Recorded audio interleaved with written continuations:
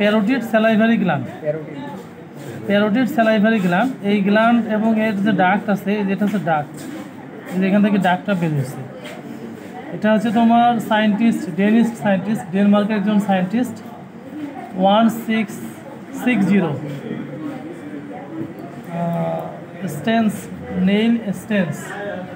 Neil Stens, name of the scientist. He first described the gland and duct. The duct, according to the scientist's name, is called Stenson's duct. Stenson's duct or carotid duct. Okay. The duct is located just below the key. Just below the horn. এটা কিন্তু হচ্ছে ইয়ার, হ্যাঁ, of the year. এটা specific location হচ্ছে এটা, এখান থেকে এই যে ডাকটা বের হয়েছে, এই যে ডাকটা বের হয়ে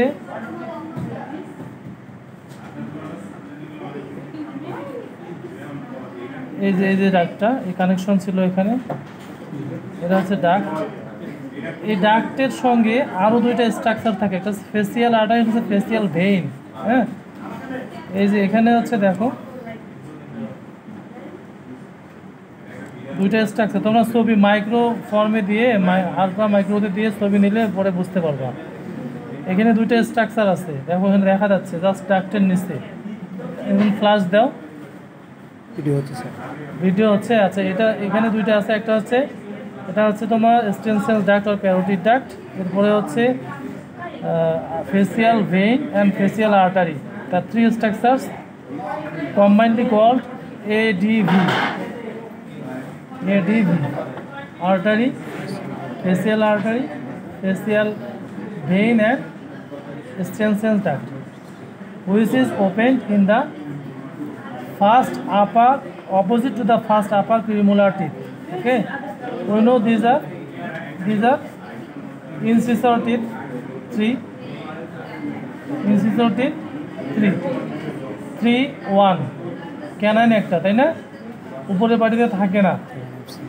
এরপরে হচ্ছে প্রিমোলার 3টা, মোলার 3টা। ঠিক আছে, এই মোলারের এখানে ওপেন হয়, just opposite to the molar টিপ।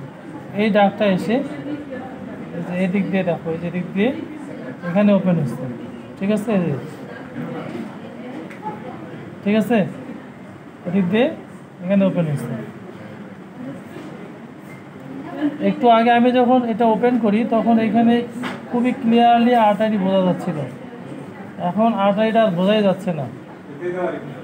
এখানে তখন ব্লাড ছিল ভিতরে, এখন আর বোঝা যাচ্ছে না। ঠিক আছে, তোমরা আসতে পারো।